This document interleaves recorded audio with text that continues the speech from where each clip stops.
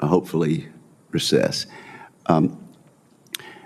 Africa is a mineral-rich, resource-rich continent. Is that correct? Yes, Chairman. Okay. And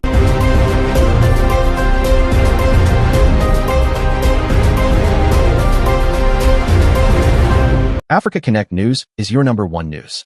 We use credible sources, official statements, and verified online content for educational, analytical, and informational use. Accuracy is not guaranteed. Viewers should verify independently. We do not promote hate, violence, misinformation, or political unrest. Our aim is to offer context-rich insights, amplify local voices, and support informed dialogue in Africa and beyond. Viewer discretion advised. There has been a growing debate. Is the West still primarily interested in exploiting Africa's resources? And does it truly have the continent's best interests at heart? Our feature report delves into this complex relationship that dates back centuries, but continues to shape Africa's destiny today.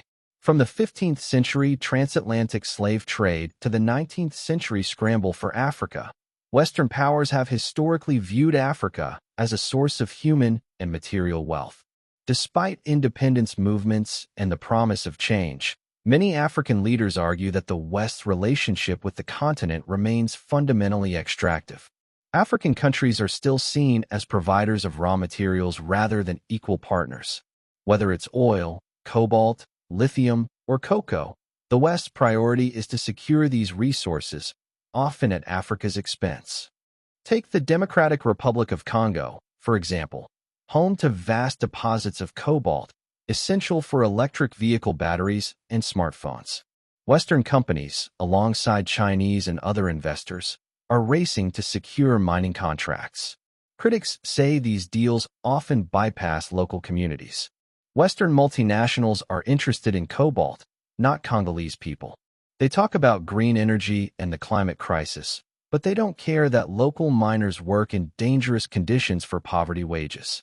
A similar story is playing out in oil-rich nations like Nigeria, Angola, and Equatorial Guinea.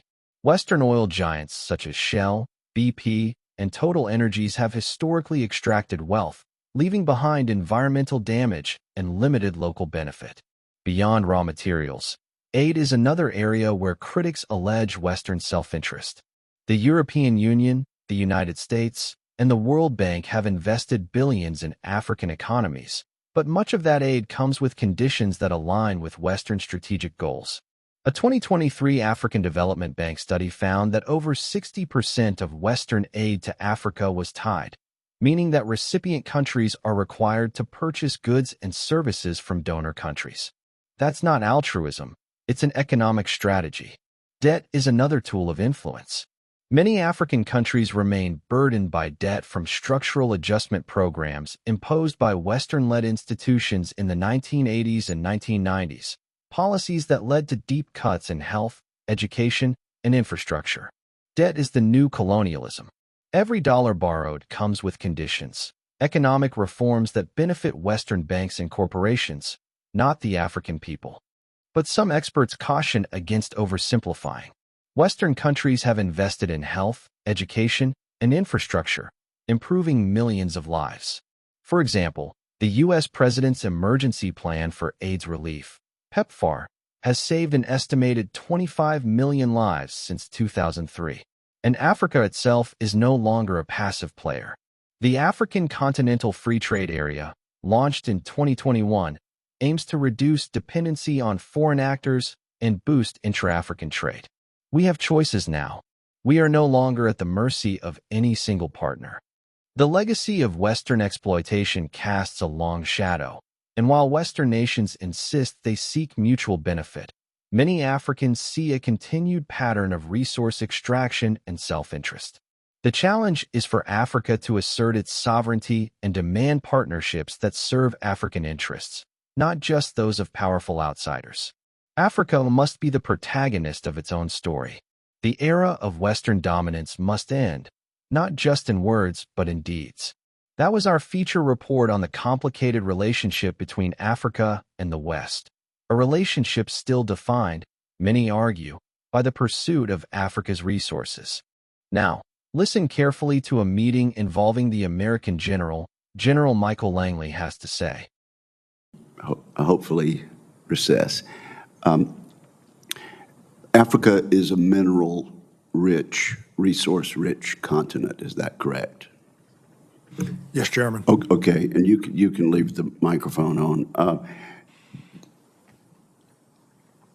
Which are there success stories for the citizens of African countries when these larger, more prosperous nations or companies from more prosperous areas come in and exploit these minerals? What I'm asking is, does it ever redound to the benefit of the citizens there in Africa? Chairman, there's very few cases. When the Chinese Communist Party is outed on them pulling out raw materials, not benefiting the populations of the host country, they've been trying to come up with ways how they can stay there and process only at the protests of the people of these African countries that host these mineral resources. Okay. So is there any exception? Can you point to any success story where the people of one country or one or two countries have actually benefited substantially? Not on China's behalf. Okay. Not on China's behalf. Just what happened in Zambia when they had the spillage into the river that services 5 million people. There's just these mining concessions. It just doesn't turn out real well for the African countries. And do the countries that are receiving entreaties from the Belt and Road Initiative, are they more and more mindful of that now and therefore reluctant? Yes, and that's where we need to be able to do information operations to illuminate some of the irregularities and some of the malign type activities of the Chinese in African countries. Information and narratives are power then, aren't they? Absolutely. And as I said a few minutes ago, and I always will tout this, that we own the facts. We own the facts. We know exactly what the Chinese Communist Party is doing, and to some degree what the Russian Federation is doing in their propaganda operations. But we don't own the narrative. Both of them own the narrative. We sure don't.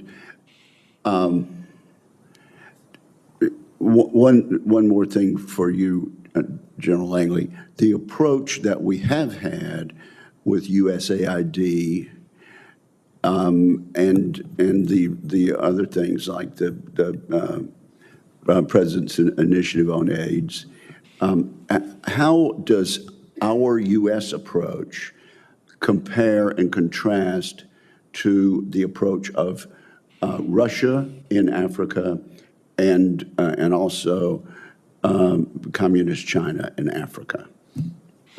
Oh, Chairman, we've always had the lead. So what you're seeing in those two competitors or challengers, they're following in our wake. They see what works as far as our influence and deepening partnerships through those soft powers, whether it be health diplomacy or whether it be in development type programs. So they're following in our wake, trying to replicate what we do best. And I think the African countries know this, and so this is where, as we start to look at going forward, as State Department starts to reset these programs, looking at what worked and what didn't work, and doubling down on what does work. I think we have enough capital built up in these countries for them to ensure their stabilization and also prosperity. The other two competitors are just trying to replicate what we do best. I can imagine a situation, though, in which the ruling elite of a country is receiving gratuities on the side that in order to the benefit of the strongman leader. and not to the populace of the country. Does that sort of corruption and bribery go on with regard to the Belt and Road? Absolutely, Chairman. I see this, and I don't mind calling them out, but Captain Tory and Burkina Faso, as they know that both, whether it's their gold reserves, that is all those proceeds are just in exchange to protect the junta regime. There's a number of examples across. Even in Sudan, what's going on with the rapid support forces and Burhan of the We bring Sudan you more forces. than just headlines. When you get down to it, we bring you it's a call all to about the revenue. consciousness. Across the vast and beautiful lands of our continent, a silent battle continues. While the world races ahead in technology, trade, and power, Africa, rich in gold, oil, diamonds, cobalt, fertile soil, and a vibrant young population, remains shackled by foreign interests, corruption, and exploitation. But the time has come for Africa to rise. From Lagos to Nairobi, from Cairo to Cape Town, the people of this continent must unite, not just in hope, but in action. Our resources have fed the industries of the world. Our land has powered empires. Our youth have fueled innovation abroad.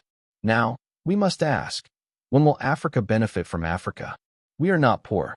We are not powerless. What we lack is unity and the fierce will to protect what is ours.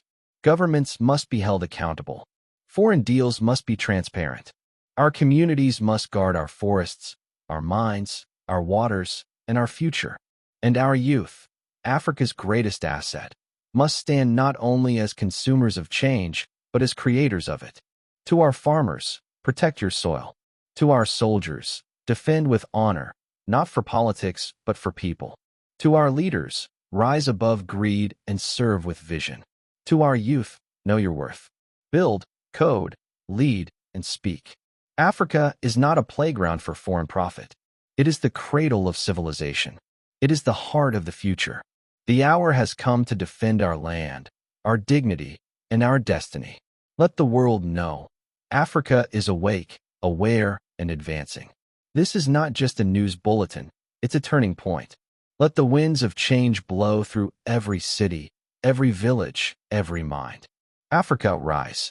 That's all for now on Africa Connect News. Thank you for staying informed with us.